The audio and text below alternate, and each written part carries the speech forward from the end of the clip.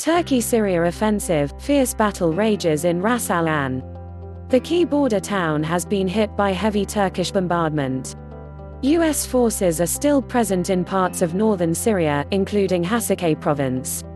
Fierce fighting is taking place around the Syrian border town of Ras al-Ain as Turkish forces continue their offensive in the northeast against the Kurds.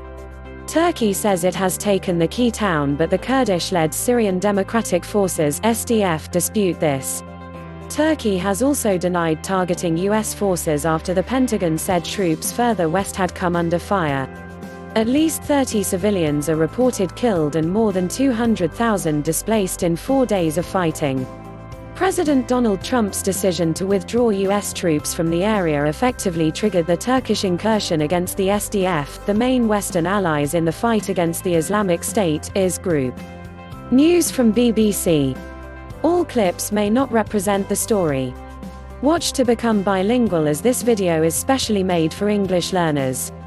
Turkey accuses the Kurds of being terrorists and says it wants to drive them away from a safe zone inside Syria, where it plans to resettle more than 3 million Syrian refugees currently in Turkey.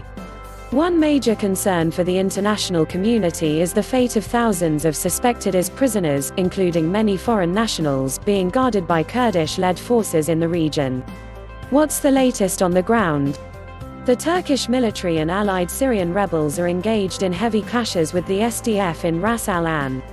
Warplanes have been circling, the town has been hit by days of artillery bombardment, and intense gunfire has been heard.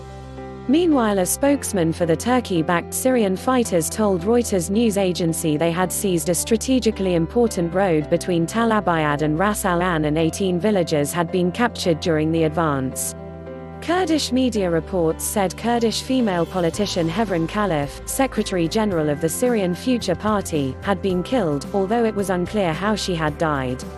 On Friday, the Pentagon said its base near the northern Syrian town of Kobani, which was not included in the U.S. withdrawal and where Turkey knew U.S. forces were present, had seen shell fire from Turkish positions. There were no injuries. Turkey said it had been responding to fire from the area and had ceased its bombardment after being informed by the U.S. The SDF are facing numerous Turkish ground and air assaults along a stretch of the Turkey-Syria border about 75 miles (120 kilometers) long, correspondents say.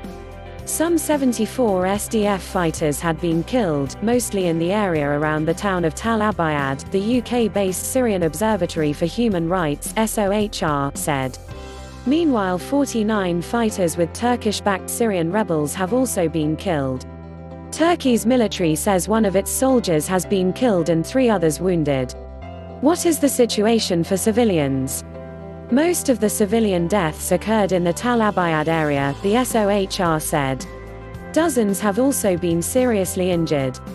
Aid groups say as many as 450,000 people could be forced to move. The fighting has also forced Tal Abyad's only public hospital to close. On the Turkish side, at least 5 people, including a Syrian baby, were reportedly killed in Kurdish shelling of Turkish border towns. Why is the offensive happening? Kurdish leaders, whose militia fought with the US to defeat IS, accuse the US of stabbing them in the back after Mr. Trump effectively gave Turkey the go-ahead to move into northeastern Syria. Mr. Trump now says he wants the US to negotiate a truce between NATO ally Turkey and the Kurds. Turkish President Recep Tayyip Erdogan, however, says the military operation will continue. Mr. Erdogan says he wants to create a safe zone in northern Syria free of Kurdish militias, which could also be home to Syrian refugees. The incursion has been condemned by many in the US and other Western countries, and pressure is building in Washington to get Turkey to stop. President Trump spoke briefly about the situation as he prepared to head to a rally on Friday, saying, "We don't want them killing a lot of people. If we have to use sanctions, we will." What are fears about is based on? IS appears to be trying to take advantage of the Turkish incursion. On Saturday, it declared a new campaign in Syria, which the group said was to avenge its members' detention in Kurdish-run prisons. 5 IS members broke out of a prison in the city of Kamishli on Friday after Turkish shelling nearby, a Kurdish spokesman said. IS also said it was behind a car bombing there on the same day. The SDF say they are holding more than 12,000 suspected IS members in 7 prisons, and at least 4,000 of them are foreign nationals. The exact locations have not been revealed, but some are reportedly close to the Turkish border. 2 camps, Roj and An-Issa, holding families of suspected IS members are inside the safe zone. On Friday, the Kurdish-led authorities said discussions were underway on how to move the An-Issa camp, which had been hit by shelling.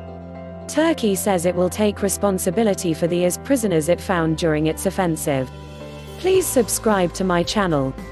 Thanks for watching.